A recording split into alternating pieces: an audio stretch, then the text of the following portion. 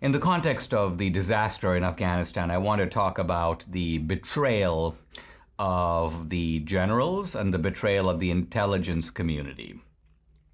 Here's an article from the New York Times which points out, this is just today, that as late as June, U.S. intelligence agencies were estimating that even if the Taliban continued to gain strength, it would be, quote, at least a year and a half before Kabul itself would be threatened. Think of how preposterously wrong that is.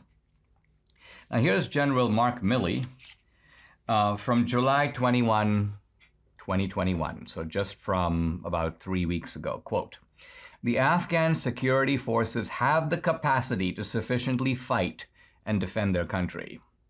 So here's Milley saying, no problem. We can get out, and we've now trained this army. They're going to take over. So part of what I want to get at here is that these generals, these intelligence officials, have been lying to us for 20 years. They have been telling us that there's an ongoing operation. All these funds and all these resources we're deploying are going to a long-term purpose, which is to cultivate an indigenous Afghan army. But all along, they knew this was not the case. So then the obvious question becomes, why would they say it?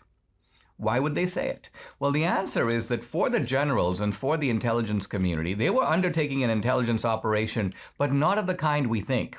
We think that their intelligence operation was finding out what's happening on the ground in Afghanistan. No, there was relatively little even interest in that. Their intelligence operation was different, convincing the American people to keep funding an operation that had lost not only its original rationale, but any rationale at all. And then the question becomes, why would people, if these are good people and they love their country, why would they actually be lying to us for such a long period of time until ultimately their lives become unsustainable and the Taliban, in a sense, exposes their fraud? Now, some people think that this is primarily because the military has gone woke. And I, too, have been ridiculing the wokeness of the military, this idea that, gee, if you only put a few more men in high heels, you just have some more transgender surgeries in the platoons, you have a few more courses in white rage for General Milley. The guy should be studying Taliban rage, not white rage. A little more critical race theory will put things right. So it's easy to be contemptuous of that kind of woke nonsense. But I think the problem is a lot deeper than that.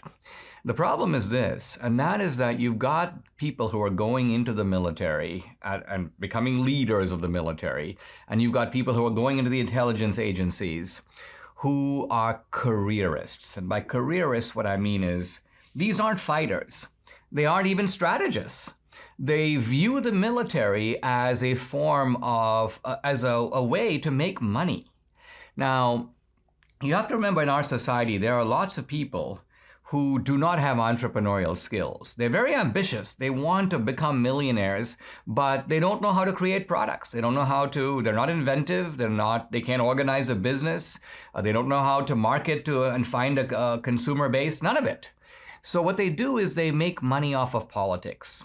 And the way to understand the military today and the intelligence community is it's an extension of politics. These are not really professionals. These are not really fighters. They don't really read Sun Tzu. What they do is they read the tea leaves. And let's think about what they're aiming for. Well, let's look at a couple of interesting details here. The current Secretary of Defense, Lloyd Austin, he left the military before he was called back by Biden. He made $7 million in the time he was out. James Mattis, Mad Dog Mattis, tough guy. Well, he's not so much a tough guy as he's a rich guy. He's essentially worth over $5 million by serving on the boards of what? Various types of defense-related industries. So this is the game that these guys are playing. Eisenhower used the term the military-industrial complex, and these guys have realized, listen, This is the way that we can advance. Who cares about what's going on in Afghanistan? We just want to keep the dollars flowing. And if we keep the dollars flowing, the defense contractors that supply all this materiel will be really happy with us. That's why when we resign, we will get nice pensions, and that comes from really kissing the right butts, keeping the political people happy so that you stay in your position. But the moment you leave, you go to the very defense contractors whose bidding you've been doing. And this is what it's about. It's really not about Afghanistan at all. They could care less whether or not we're making advances against the Taliban. No one is sitting back and saying, but why? What was our original goal, and was that even valid? None of this is really going on. You've created this complex of politicians, cooperative intelligence analysts who are not intelligent themselves, nor do they know anything that you and I don't know. But what they do know is how to massage data in a way that makes it palatable to tell people, political people, what they want to hear. The whole thing is a sick racket. And it shows you how corroded these institutions have become, and how, if we're going to be the world's superpower, if we're going to retain our status in the world, we have to clean these organizations. I won't say from the ground up. I don't think there's anything wrong with the ordinary soldier, the ordinary guy who signs up for the CIA, but we've got to clean out the leadership. We've got to detoxify and, if necessary, fumigate the place.